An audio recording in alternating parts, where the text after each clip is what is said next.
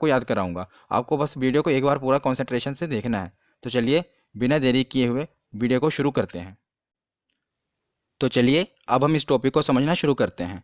तो हम देखते हैं कि आखिर भारतीय राष्ट्रीय कांग्रेस की स्थापना कब हुई, किसने की, जो कि हमारे एग्जाम के लिए महत्वपूर्ण है। तो मैं इसको आपको कहानी की तरह समझाऊंगा, जैसे कि पिछली वीडियो में मैं भी कहानी की तरह ही आपको समझाता रहा हूँ और आपका बहुत ही अच्छा रिस्पॉन्स रहा उन वीडियो पर भी। तो मैं इसे भी आपको कहानी की तरह समझाऊंगा, क्योंकि इससे क्या होगा कि आप इसे लिंक करेंगे और जल्दी याद कर लेंगे। आपको इसे रटने की जरूरत नहीं पड़ेगी और आप पूरी कॉन्सेंट्रेशन के साथ इस कहानी को सुनिए और इसके साथ लिंक करिए अपने आप को, तो आपको अच्छी तरह से समझ आएगा। तो ये कहानी शुरू होती है 28 दिसंबर 1885 से। तो कांग्रेस की स्थापना हुई थी 28 दिसंबर 1885 ईस्वी को। और इसके संस्थापक कौन थे, काफ़ी बार एग्जाम में पूछा गया है। तो एलन ऑक्टेवियन ह्यूम नामक एक व्यक्ति ने कांग्रेस पार्टी की स्थापना की थी सन 1885 ईस्वी में। इन्हें शॉर्ट फॉर्म में ए ओ ह्यूम में भी कहा जाता है, ए ओ ह्यूम। और ये कहाँ के निवासी थे, तो ये स्कॉटलैंड के निवासी थे। तो आखिर इन्होंने कांग्रेस पार्टी की स्थापना की क्यों, तो चलिए थोड़ी पीछे की स्टोरी मैं आपको बताता हूँ। तो जैसे कि आपको पता होगा, सन 1857 ईस्वी की क्रांति बहुत ही मशहूर है।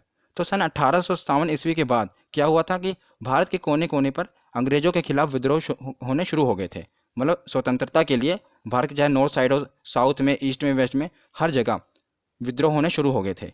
तो ए ह्यूम ने क्या सोचा, क्यों ना एक पार्टी यानी एक संघ का गठन किया जाए जो पूरे भारत का प्रतिनिधित्व करे, और वो जैसे कुछ भी प्रॉब्लम हो तो वो हमें बताए, तो उसके बाद हम सुनेंगे। मतलब उन्होंने इसलिए नहीं किया था कि ये स्वतंत्रता दिलाए, उन्हें ये नहीं पता था कि यही कांग्रेस बाद जो आज एक चिंगारी है, बाद में एक आग का रूप धारण कर लेगी और भारत की स्वतंत्रता के लिए इसका एक अहम योगदान होगा। उन्होंने इस सोच के लिए नहीं किया था। उन्होंने ये पार्टी इसलिए बनाई थी ताकि जैसे पूरे भारत का कुछ भी बात हो तो हमें बताएं और हमें इसके बाद में सोचें और हमें इसे कैसे मैनेज करना है। इसलिए उन्होंने इस पार्टी को बनाया था। पर बाद में इसी पार्टी ने एक विकराल रूप धारण कर लिया और भारत की स्वतंत्रता के लिए एक अपना अहम योगदान दिया।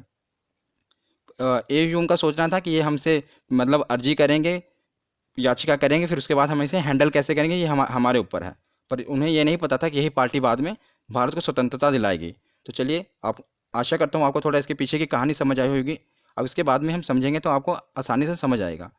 तो इसकी स्थापना कहाँ पर हुई थी, तो जो पहला कांग्रेस का अधिवेशन हुआ था, ये बम्बई के, जैसे जो आज बॉम्बे है इसे पहले बम्बई कहा जाता था, इसलिए मैंने बम्बई लिखा है क्योंकि हर जगह ये बम्बई ही मेंशन है, जिसे आज बॉम्बे कहा जाता है। तो बम्बई के गोकुल दास तेजपाल संस्कृत विद्यालय में कांग्रेस का पहला अधिवेशन हुआ था। मतलब ये कह सकते हैं कि जो पार्टी की स्थापना हुई ये बम्बई के गोकुल दास तेजपाल संस्कृत विद्यालय में हुई थी। किसने की थी, ए ओ ह्यूम ने की थी। कब की थी, सन 1885 ईस्वी में की थी। तो उस समय के वायसराय कौन थे, तो उस समय के वायसराय थे लॉर्ड डफरिन। और दादा भाई नौरोजी ने इसका नामकरण भारतीय राष्ट्रीय कांग्रेस किया। तो जो ये ए यू ह्यूम है, इन्होंने इसका नाम रखा था भारतीय राष्ट्रीय संघ। क्या नाम रखा था, भारतीय राष्ट्रीय संघ। पर दादा भाई नौरोजी ने इसका नाम बदल कर रख दिया भारतीय राष्ट्रीय कांग्रेस। बहुत ही इंपॉर्टेंट है, किसने इसका नामकरण किया ये पूछा जाता है। तो भारतीय राष्ट्रीय कांग्रेस का नामकरण दादा भाई नौरोजी ने किया, जिसका पहले नाम क्या था, भारतीय राष्ट्रीय संघ। और ये जो दादा भाई नौरोजी हैं, इन्हें grand old man of India भी कहा जाता है। काफ़ी बार पूछा गया है, grand old man of India किसे कहा जाता है, दादा भाई नौरोजी को। और एक एक्स्ट्रा फैक्ट मैं आपको बता दूं कि ये ब्रिटेन में इन्होंने चुनाव जीता था और चुनाव जीतकर वहाँ की संसद में पहुँचने वाले पहले एशियाई थे। पहले भारतीय नहीं, पहले एशियाई जिन्होंने ब्रिटेन में जाकर चुनाव जीता और वहाँ की संसद में पहुँचे थे, इसलिए काफ़ी इंपॉर्टेंट है। तो चलिए आगे देखते हैं। ये कुछ प्रमुख बयान हैं जो कि एग्जाम में पीसीएस लेवल तक पूछे गए हैं, इसलिए मैंने इसे इंक्लूड कर लिया ताकि अगर आप ये वीडियो देख रहे हैं और किसी भी एग्जाम की तैयारी कर रहे हो तो आपका क्वेश्चन गलत नहीं होना चाहिए। इस मकसद से मैंने ये वीडियो को बनाया है। तो ये कुछ प्रमुख बयान हैं जो कि काफ़ी बार पूछे गए हैं, तो इसलिए मैंने सोचा इसे भी मेंशन कर देता हूँ। तो सबसे पहले देखते हैं, फिरोज शाह मेहता। इन्होंने कहा था कि कांग्रेस की आवाज़ जनता की आवाज़ नहीं है।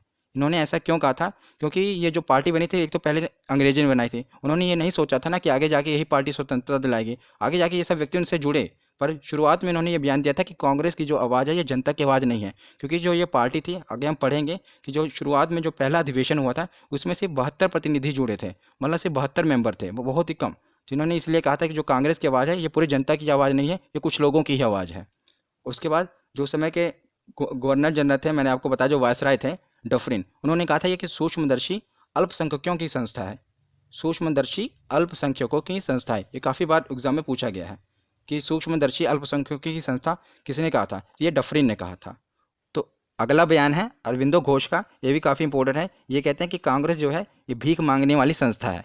इन्होंने ऐसा क्यों कहा, तो जैसा कि मैंने आपको पीछे बताया ना कि एओ ह्यूम ने पार्टी का गठन ही इस मकसद से किया था ताकि कुछ मेंबर हों और ये पूरे भारत का प्रतिनिधित्व करें और कुछ भी कोई भी बात हो तो ये हमारे आगे रिक्वेस्ट करें, फिर उसके बाद हम देखेंगे इसे हैंडल कैसे करना है। मतलब जो जगह जगह पे विद्रोह हो रहे हैं उन्हें दबाया जा सके और हम कह सके कि हम आपकी बात को सुन रहे हैं, पर उस बात को सुनना ना सके, बस हैंडल एक कहने की बात है कि वो कहा जा सके कि पूरे भारत की ये पार्टी प्रतिनिधित्व कर रही है और हम आपकी बात सुन रहे हैं। मतलब उसे कैसे हैंडल करना है ये अंग्रेज ही देखते थे। इसीलिए मतलब ये जो सरकार के आगे रिक्वेस्ट करते थे, इसीलिए उन्होंने कहा था कि जो कांग्रेस है ये भीख मांगने वाली संस्था है, ये संघर्ष करना नहीं चाहती। उसके बाद आगे हम देखते हैं गांधी। गांधी जी ने कहा था कि कांग्रेस को अब समाप्त कर देना चाहिए। ये जो बयान दिया था ये गांधी जी ने ये दिया था सन 1947 ईस्वी के बाद, मतलब जो आज़ाद हो गई थी, भारत आज़ाद हो गया था, उसके बाद उन्होंने ये बयान दिया था कि कांग्रेस को अब समाप्त कर देना चाहिए, क्योंकि जिस मकसद के लिए कांग्रेस बनी थी उसका मकसद पूरा हो गया है, इसलिए अब कांग्रेस को समाप्त कर देना चाहिए। पर कांग्रेस इतनी फेमस हो चुकी थी उस समय भारत में, इसलिए उन्होंने बाकी लोगों ने जो बाकी मेंबर थे उन्होंने इसको समाप्त नहीं किया। पर गांधी जी का कहना था कि कांग्रेस को समाप्त कर देना चाहिए। ये कुछ प्रमुख बयान थे जो कि एग्जाम में पूछे जाते हैं, इसलिए मैंने इसे कवर किया, आप इन्हें याद रखना। तो चलिए अब हमें अपना टॉपिक शुरू करते हैं कि जो महत्वपूर्ण कांग्रेस अधिवेशन है। वैसे तो देखा जाए तो जो कांग्रेस के अधिवेशन है ये 50 से ज़्यादा हैं, पर मैंने इसमें लगभग 17-18 कवर किए हैं। इससे बाहर आपको नहीं पूछा जाएगा क्योंकि यही बार बार रिपीट हो रहे हैं, इसीलिए मैंने पहले देखा कि कौन से रिपीट हो रहे हैं बार बार, उन्हीं को कवर किया है। इससे बाहर आपका कोई नहीं पूछा जाएगा। वैसे तो 50 से भी ज़्यादा है, पर उतना हमें याद करने की कोई ज़रूरत है नहीं है, ना हम उतना याद कर पाएंगे। तो जितना हम याद कर सकते हैं और जो कि हमारे एग्जाम के लिए इंपॉर्टेंट है, मैंने सब कुछ इसमें कवर किया है और इसे करना कैसे है याद वो भी मैं आपको बताऊंगा। तो चलिए पहले शुरुआत के देखते हैं। तो जैसे कि कांग्रेस के स्थापना कब हुई थी? 1885 से। तो हमें शुरुआत करनी है 1885 से। तो पहले चार आपको याद रखने हैं, लगातार याद रहेंगे। पहला 1885, दूसरा 1886, तीसरा 1887 और चौथा 1888। ये पहले चार अधिवेशन हैं। और ये अधिवेशन कहाँ कहाँ पर हुए, ये गौर करने की बात है कि यहाँ पर बहुत सोच समझ के ये अधिवेशन यहाँ पर किए गए थे। पहला बम्बई में किया गया था, फिर कलकत्ता किया गया था, फिर मद्रास में किया गया था और इलाहाबाद किया गया था। अभी आप बस इसे सुनिए, आपको खुद याद रहेंगे। बस अब मैं आपको जो बताना चाहता हूँ आप वो समझिए कि अधिवेशन कहाँ कहाँ किए गए, इनके अध्यक्ष कौन कौन थे, बहुत सोच समझ कर किया गया था। तो जैसा कि आप देख रहे हैं कि पहला अधिवेशन बम्बई में किया गया, उसमें अध्यक्ष कौन थे? विमेश चंद्र बनर्जी थे। और दूसरा जो है अधिवेशन कलकत्ता में किया गया, उसमें अध्यक्ष कौन थे? दादा भाई नौरोजी थे। तीसरा अधिवेशन मद्रास में किया गया, उसमें अध्यक्ष कौन थे? बदरुद्दीन तैयब थे। चौथा अधिवेशन इलाहाबाद में किया गया और उस समय अध्यक्ष कौन थे? George Yule. अब अध्यक्ष पर देख रहे हैं, अगर आप अध्यक्ष पर गौर करें तो जो पहले अध्यक्ष थे ये हिंदू थे, दूसरे पारसी थे, तीसरे मुस्लिम थे और चौथे ईसाई थे। ऐसा क्यों किया गया? ऐसा इसलिए किया गया ताकि लोगों को ये ना लगे कि जो कांग्रेस पार्टी है पर्टिकुलर किसी चीज़ की पार्टी, मतलब पर्टिकुलर धर्म की पार्टी है। ये सभी धर्मों को साथ लेकर चलना चाहती थी ताकि ये दिखाया जा सके कि हम पूरे भारत का प्रतिनिधित्व कर रहे हैं। इसीलिए उन्होंने सब धर्मों के अध्यक्ष बनाए। पहले चार अध्यक्ष ही आप गौर करेंगे, पहले हिंदू थे, दूसरे पारसी थे, तीसरे मुस्लिम थे और चौथे ईसाई थे। मतलब सभी धर्मों को इसमें इंक्लूड किया गया ताकि ये लगे, ये दिखाया जा सके कि जो कांग्रेस पार्टी है ये सभी पूरे भारत का प्रतिनिधित्व कर रही है, ना कि एक पर्टिकुलर जगह से ये अपना प्रतिनिधित्व कर रही है। और अब अगर ये देखें कि कौन कौन से स्थान थे, मैं आपको मैप से बताता हूँ। देखिए पहला अधिवेशन जो हुआ था ये हुआ था बम्बई में, दूसरा अधिवेशन कहाँ पर हुआ? सीधा कोलकाता में। और तीसरा अधिवेशन कहाँ हुआ? इलाहाबाद में। और चौथा अधिवेशन कहाँ हुआ? मद्रास में। आप गौर कर रहे हैं कि कहाँ कहाँ पर अधिवेशन हुआ। पहला तो बम्बई में हुआ जो कि भारत के पूरे वेस्ट में है, दूसरा कलकत्ता में हुआ जो कि ईस्ट में है, तीसरा मद्रास में हुआ जो कि साउथ में है और चौथा इलाहाबाद में हुआ जो कि नॉर्थ में आ जाता है। तो देखा, इससे ये दिखाने की कोशिश की कि हम पूरे भारत के कोन को, मतलब हम एक जगह की पार्टी नहीं है, हम पूरे भारत को कवर कर रहे हैं। इसलिए उन्होंने अपने अध्यक्ष भी हर धर्म के रखे और जो पहले चार अधिवेशन हुए वो भी भारत के चारों कोनों पे हुए।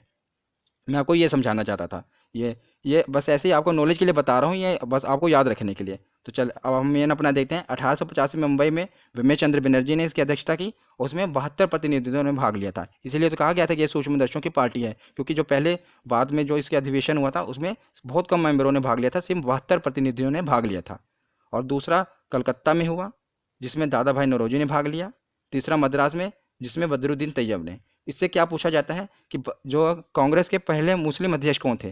तो कांग्रेस के पहले मुस्लिम अध्यक्ष कौन थे? बदरुद्दीन तैयब। ये क्वेश्चन इतना बार पूछा गया कि पूछ पूछ के घिसा दिया गया इस क्वेश्चन को कि पहले मुस्लिम अध्यक्ष कौन थे? तो बदरुद्दीन तैयब थे। नेक्स्ट देखते हैं 1888 में इलाहाबाद में हुआ, जॉर्ज यूल इसके अध्यक्ष थे और ये पहले अंग्रेज अध्यक्ष थे। तो पूछा जाए पहले मुस्लिम अध्यक्ष कौन थे? तो बदरुद्दीन तैयब थे। पहले अंग्रेज अध्यक्ष कौन थे? तो जॉर्ज यूल थे। और पूछा जाए कि पहले अध्यक्ष कौन थे, तो वो विमेश चंद्र बनर्जी थे। इससे हमें इतना सीखने को मिला और आप इसे याद रखिएगा क्योंकि इससे बहुत बार क्वेश्चन पूछा गया है इतने पार्ट से। तो नेक्स्ट देखते हैं।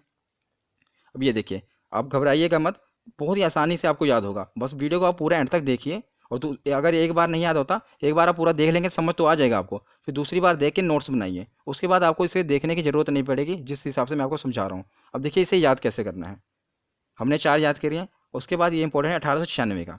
हमको 1896 और उसके साथ याद करना है 1911। क्यों याद करना है मैं आपको बताता हूँ।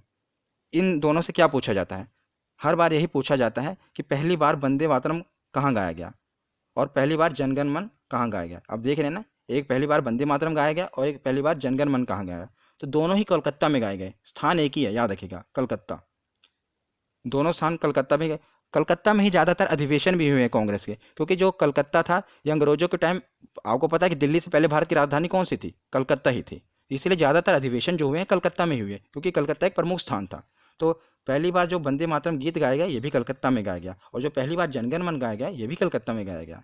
और जो पहली बार वंदे मातरम गाया गया ये किसकी अध्यक्षता में गाया गया, ये बहुत बार पूछा गया है। तो ये रहमतुल्लाह सयानी की अध्यक्षता में गाया गया। याद रखिएगा किसकी अध्यक्षता में गाया गया, रहमतुल्लाह सयानी की अध्यक्षता में पहली बार वंदे मातरम गाया गया। तो ये कलकत्ता में गाया गया। और 1911 में कलकत्ता में ही विशन नारायण धर की अध्यक्षता में जनगण मन गाया गया। तो ये दो आपको लिंक करके रखने हैं, 1896 और 1911। इन दोनों को इकट्ठा याद करना है कि पहली बार वंदे मातरम ये भी कलकत्ता में गाया गया, पहली बार जनगण मन ये भी कलकत्ता में गाया गया। और जो वंदे मातरम के अध्यक्ष थे रहमतुल्लाह सयानी थे, और जनगण मन के अध्यक्ष कौन थे, विशन नारायण धन। ये दो याद हो गए। और आपको ये 3 इकट्ठे याद करना है, 1905, 1906 और 1907। इनको इकट्ठा याद करना है। अब याद कैसे करना है मैं आपको समझाता हूँ वही अपनी कहानी से। तो उसके बाद अब हम देखते हैं 1905। अगर आप गौर करेंगे तो मैंने आपको पिछली वीडियो में बताया भी हुआ है, अगर आपने वीडियो को देखा होगा। मैं आपको बता दूं कि इससे पहले मैंने आधुनिक भारत, मध्यकालीन भारत और प्राचीन भारत को बहुत अच्छे से कवर किया है। अगर आपने नहीं देखा तो आप अपने चैनल स्टडी वाइंस ऑफिशियल में जाके हिस्ट्री की प्लेलिस्ट में जाकर उन्हें देख सकते हैं। आपका बहुत ही अच्छा रिस्पॉन्स रहा है, मैंने बहुत ही अच्छे तरीके से और छोटी सी वीडियो में आपको बहुत कुछ कवर कराया है। तो उसमें मैंने ये बताया हुआ था कि जो सन 1905 ईस्वी में क्या हुआ था कि अंग्रेजों ने बंगाल का विभाजन कर दिया था, मतलब बंगाल को 2 टुकड़ों में बांट दिया था। आज आप जो देख रहे हैं ये जो बांग्लादेश बन गया, उस समय भी ऐसे पूर्वी बंगाल और पश्चिमी बंगाल को बांट दिया गया था। बाद में एकजुट हो गए थे और बाद में पाकिस्तान बन गया था, लेकिन 1905 ईस्वी में भी इसका विभाजन कर दिया गया था। इसके विभाजन करने के बाद वाराणसी में एक बैठक हुई थी। कहाँ पर, वाराणसी में, जिसकी अध्यक्षता किसने की थी, गोपाल कृष्ण गोखले। तो गोपाल कृष्ण गोखले कौन है, ये गांधी जी के गुरु भी माने जाते हैं। गोपाल कृष्ण गोखले ये गांधी जी के राजनीतिक गुरु हैं। कौन, गोपाल कृष्ण गोखले। इनकी अध्यक्षता में बंग भंग आंदोलन का समर्थन किया गया, मतलब उसके विरोध में बंग भंग से क्या बंग भंग मतलब बंग को भंग किया गया, मतलब बंगाल को विभाजित किया गया, उसके विरोध में आंदोलन किया गया, उसका समर्थन किया गया था। क्योंकि 1905 में ही, आप याद रख सकते हैं ना इसे, कि 1905 में ही बंगाल का विभाजन हुआ था। तो उसी समय बंग भंग आंदोलन का समर्थन किया गया था 1905 में ही। पूछा क्या जाता है कि बंग भंग आंदोलन का समर्थन कब हुआ था, तो सन 1905 ईस्वी में। और इसके अध्यक्ष कौन थे, याद रखिएगा, अध्यक्ष ही पूछा जाता है। तो गोपाल कृष्ण गोखले जो गांधी जी के राजनीतिक गुरु हैं, ये उनके अध्यक्ष थे। तो 1905 के बाद मैंने बताया था आपको ये तीनों इकट्ठे याद रखने हैं, 1905, 1906 और 1907। तो अब देखते हैं 1906। तो 1906 भी कहाँ पर हुआ, कलकत्ता में ही हुआ। ज़्यादातर मैंने आपको बताया ना अधिवेशन कहाँ पर हुए थे, कलकत्ता में ही हुए थे। तो ये भी दादा भाई नौरोजी की ही अध्यक्षता में किया गया था। और इसमें क्या है कि स्वराज शब्द का प्रयोग सबसे पहले किया गया, किसकी अध्यक्षता में, दादा भाई नौरोजी की अध्यक्षता में स्वराज शब्द का सबसे पहले उपयोग किया गया था। ये भी याद रखिएगा। तो 1905 हो गया, 1906, उसके अगले साल अब आते हैं 1907। 7 का जो हुआ ये कौन से स्थान पे, देखो आप 7 से लिंक कर सकते हैं, 7 सूरत, मतलब राइमिंग बैठ रही है ना, 7 सूरत। तो 1907 में सूरत में ही हुआ था कांग्रेस का अधिवेशन। ये किसने किया था, रास बिहारी घोष ने। किसने, रास बिहारी घोष में। तो इस समय क्या हुआ कि कांग्रेस का विभाजन हो गया और नरम दल और गरम दल में बट गया। क्योंकि क्या हुआ कि कुछ नेता थे, उनको वो कहते थे कि हम अंग्रेज सरकार के आगे गिड़गिड़ा नहीं सकते। जैसे कि इस पार्टी का क्या था कि कोई भी बात होती उसे रिक्वेस्ट की जाती थी। तो उनका नेताओं का वो कुछ मतलब गर्म स्वभाव के थे, इसीलिए नाम गरम दल रखा कि हम संघर्ष करेंगे, हिंसात्मक भी, हिंसा भी अपनाएंगे, लेकिन सरकार के आगे गिड़गिड़ाएंगे नहीं। इसलिए इसका विभाजन हो गया, कांग्रेस का विभाजन नरम दल में और कुछ गरम दल में, इनका विभाजन हो गया। ये मैंने जो इससे पहले हिस्ट्री की वीडियो बनाई है उसमें बहुत अच्छी तरीके से बताया हुआ कि नरम दल के कौन से नेता थे, गरम दल के कौन से नेता थे। अगर आपने वो वीडियो नहीं देखी तो आप जरूर जाके देख लेना। तो ये क्या हुआ 1907 में, कांग्रेस का विभाजन हो गया। ये पूछा जाता है कि किस अधिवेशन में कांग्रेस का विभाजन हुआ, तो सूरत के अधिवेशन में, जिसके अध्यक्ष थे रास बिहारी घोष, उसमें कांग्रेस का विभाजन हो गया था। ठीक है।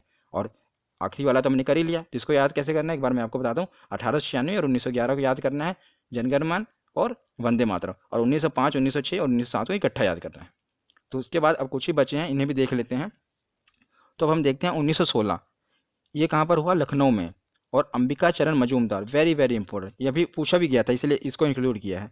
1916 में लखनऊ में अंबिका चरण मजूमदार अध्यक्ष थे। ये क्यों पूछा जाता है ये भी मैं आपको बताता हूँ।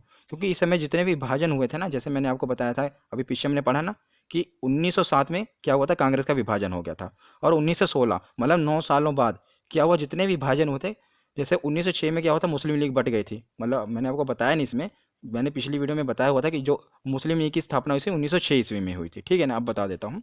तो और जो नरम दल गरम दल हैं, इनकी विभाजन हुआ था 7 में। तो क्या हुआ कि 1916 में ये जितने भी दल थे सब एकजुट हो गए। अब यहाँ पर आप देखेंगे ना, यही पूछा जाता है कि सब दल जो थे इनका समझौता कब हुआ। जैसे मुस्लिम लीग, कांग्रेस, नरम दल और गरम दल, सबके मध्य में समझौता हो गया, मतलब सब आपस में एकजुट हो गए। कब, 1916 में। इस इसमें क्वेश्चन क्या बना था अभी कि ये किसकी अध्यक्षता में एकजुट हुए थे, तो अंबिका चरण मजूमदार की अध्यक्षता में ये एकजुट हुए थे। अब मैं अगर आपको बता दूं, ये इतना इंपॉर्टेंट है इसलिए मैं आपको इसको याद करने की ट्रिक भी बता सकता हूँ इसमें।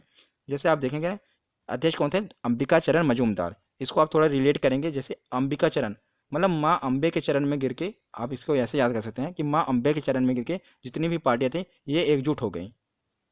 माँ अम्बे के चरण में गिर के जो पार्टियां थी वो एकजुट हो गई। उन्होंने माँ अम्बे के चरण में गिर के ये कसम खाई कि अब हम एकजुट हो जाएंगे, मतलब एकता में रहेंगे। ठीक है ना, ये इंपॉर्टेंट इसलिए मैंने आपको थोड़ा ट्रिक से बता दिया क्योंकि ये अभी पूछा भी गया था। तो उसके बाद अगले साल 1917, ये काफ़ी इंपॉर्टेंट क्यों है, इसका अधिवेशन भी लखनऊ कलकत्ता में हुआ, सॉरी कलकत्ता में हुआ। ज़्यादातर मैंने आपको बताया ना कलकत्ता में ही हुए हैं। और इसकी अध्यक्षता किसने की थी, तो एनी बेसेंट ने की थी। ये क्यों इंपॉर्टेंट है, क्योंकि ये प्रथम महिला अध्यक्ष थी। अब थोड़ा हम रिपीट करते हैं। पहले मुस्लिम अध्यक्ष कौन थे, बदरुद्दीन तैयब थे। तो और उसके बाद पहले अध्यक्ष कौन थे, तो विमेश चंद्र बनर्जी थे। मैंने आपको पीछे बताया ना, देखो पहले अध्यक्ष कौन थे, विमेश चंद्र बनर्जी थे। पहले मुस्लिम अध्यक्ष कौन थे, बदरुद्दीन तैयब थे। ये जो पहले पहले है ना, ये काफ़ी बार पूछा गया, बहुत ही बार पूछा गया है।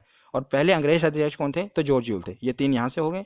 अब उसके बाद हम देख रहे हैं कि पहली महिला अध्यक्ष कौन थी, तो एनी बेसेंट थी। इसमें काफ़ी कंफ्यूजिंग है एक ये चीज़ में कि पहली महिला अध्यक्ष और पहली भारतीय महिला अध्यक्ष, ये देखें। जैसा कि आप ये देख रहे हैं 1925 में कानपुर में जो अधिवेशन हुआ था उसमें सरोजिनी नायडू अध्यक्ष थी, और ये पहली भारतीय महिला अध्यक्ष थी। और जो ये अब 1917 में देख रहे हैं, ये कलकत्ता में जो अधिवेशन हुआ था, एनी बेसेंट इसकी अध्यक्ष थी। ये पहली महिला अध्यक्ष थी, मतलब पहली महिला अध्यक्ष पूछा जाए, इसी में बार बार कंफ्यूजिंग क्रिएट करता है एग्जामिनर। वो ये पूछता है कि पहली महिला अध्यक्ष कौन थी, तो पहली महिला अध्यक्ष तो एनी बेसेंट थी। लेकिन अगर वहाँ पर लिखा आ जाए कि पहली भारतीय महिला अध्यक्ष कौन थी, तो पहली भारतीय महिला अध्यक्ष सरोजिनी नायडू थी। ये आपको याद रखना है। तो 1917 और 1925 को रिलेट करके चलना है कि 1917 को जो कोलकाता का अधिवेशन हुआ था, एनी बेसेंट वो पहली महिला अध्यक्ष थी। और 1925 का जो अधिवेशन था, सरोजिनी नायडू जिसकी अध्यक्ष थी, वो पहली भारतीय महिला अध्यक्ष थी। तो 1916, 1917 और 1925 ये तीनों हमने याद किए। अब ये बचे 1920 और 24, ये भी काफ़ी इंपॉर्टेंट है। मैंने इंपॉर्टेंट इसमें कवर किए हैं, इसलिए बताने की कोई ज़रूरत नहीं है कि ये भी इंपॉर्टेंट है, ये भी इंपॉर्टेंट है, क्योंकि जो जो इंपॉर्टेंट है मैंने वो सभी कवर किए हैं। मैंने आपको बताया था ना कि 50 से ज़्यादा है, लेकिन जो जो इंपॉर्टेंट है मैंने उन्हीं के कवर किया, क्योंकि एक किसी न किसी में एग्जाम में पूछे गए हैं। तो जो 1920 का हुआ था, ये नागपुर में हुआ था। कब, कहाँ पर हुआ था, नागपुर में। वीर राघवाचारी इसके अध्यक्ष थे। तो अगर आप थोड़ा लिंक करें, मैंने जब आपको महात्मा गांधी जी का पूरा बताया था वीडियो में, गांधी आंदोलन जितने भी आंदोलन गांधी जी ने किए थे, मैंने उसके ऊपर एक डेडिकेटेड वीडियो बनाई हुई है, आप अपने इस चैनल में जाकर जरूर देखना। तो 1920 का टाइम अगर आप याद करेंगे तो उस समय क्या हो रहा था, 1920 ईस्वी में असहयोग आंदोलन हो रहा था ना। गांधी जी ने असहयोग आंदोलन कब किया था, मैंने उस समय भी आपको बताया था। तो गांधी जी ने 1920 ईस्वी में असहयोग आंदोलन किया था। ये 1920 ईस्वी की बात है, ये नागपुर में इसका अधिवेशन हुआ। और वीर राघवाचारी इसके अध्यक्ष थे, क्योंकि असहयोग आंदोलन अंग्रेजों के खिलाफ हो रहा था, तो कोई वीर व्यक्ति ही चाहिए ना जो इसके खिलाफ अध्यक्षता रखे। तो वीर राघवाचारी थे वो, उन्होंने इसके वो अध्यक्ष बने थे। तो इस समय क्या हुआ था, असहयोग प्रस्ताव पारित हुआ था। तो उसी के बाद गांधी जी ने असहयोग आंदोलन किया था। वो पारित कहाँ हुआ था, इसी अधिवेशन में हुआ था। और इसमें दो चीज़ें हुई थी, और कांग्रेस के जो संविधान में परिवर्तन हुआ था। अलग अगर कोई गठन, कोई भी संगठन बन रहा है तो ऐसे कैसे चलता है, कोई ना कोई संविधान, कोई रूल रेगुलेशन चाहिए ना। तो जो कांग्रेस का संविधान था उसमें परिवर्तन हुआ था। परिवर्तन क्या हुआ था, मैं आपको नॉलेज के लिए बता देता हूँ। इसमें यह परिवर्तन हुआ था कि इसमें यह हुआ था कि अगर कोई भी 21 वर्ष की आयु वाला व्यक्ति अब कांग्रेस का अध्यक्ष बन सकता है। और उसको बनने के लिए उसे क्या होना करना पड़ेगा, 25 पैसे का चंदा देना पड़ेगा। तो दो कंडीशन थी, एक तो उसे 25 पैसे का चंदा देना पड़ेगा, एक तरह आप एंट्री फीस समझ लीजिए, 25 पैसा चंदा देकर, और उसकी आयु 21 वर्ष की होनी चाहिए। तो अगर वो 21 वर्ष का है और 25 पैसा चंदा देता है तो कांग्रेस पार्टी का मेंबर बन सकता है, ठीक है ना।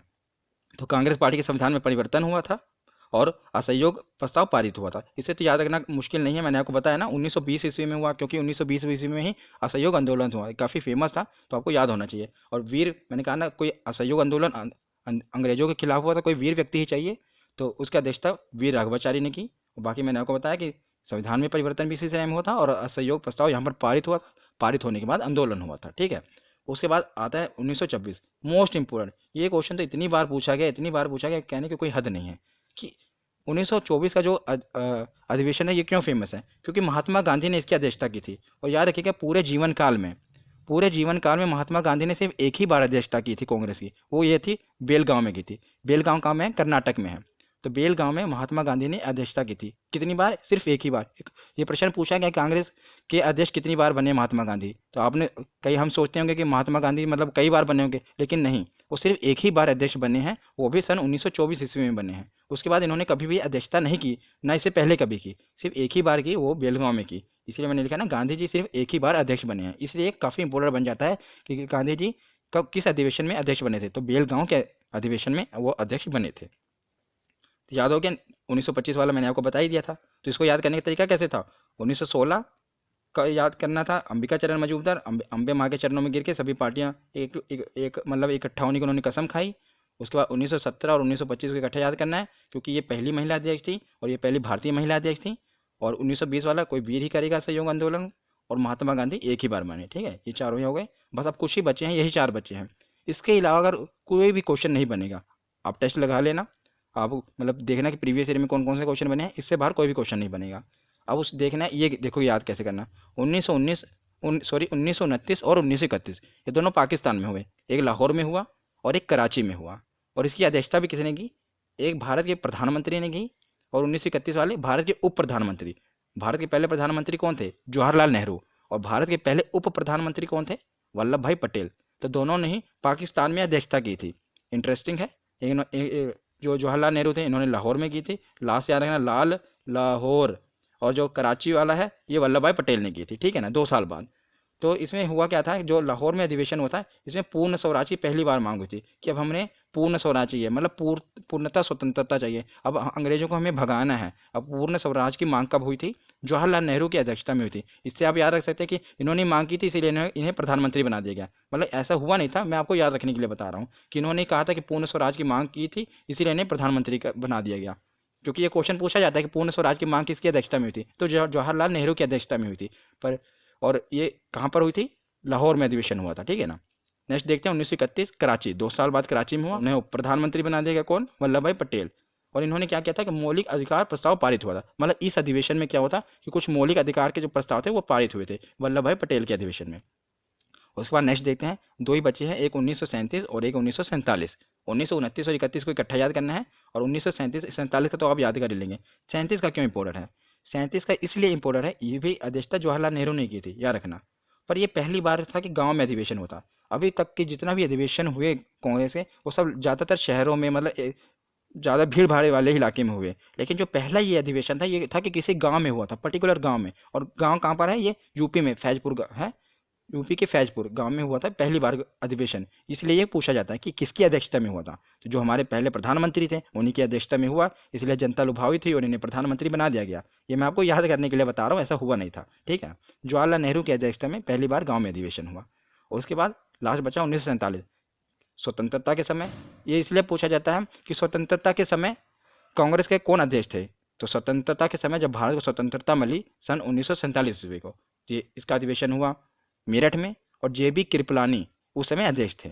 याद रखिएगा, स्वतंत्रता के समय अध्यक्ष कौन थे, जेबी कृपलानी। तो याद करने का तरीका मैंने आपको बताया ना, 1929 31 और 37 और 47। बाकी आपने पीछे सब याद कर लिया होगा। तो आज की ये वीडियो यहीं पर ख़त्म होती है। आशा करता हूँ आपको नॉलेजफुल लगी होगी और आपके लिए हेल्पफुल होगी। धन्यवाद।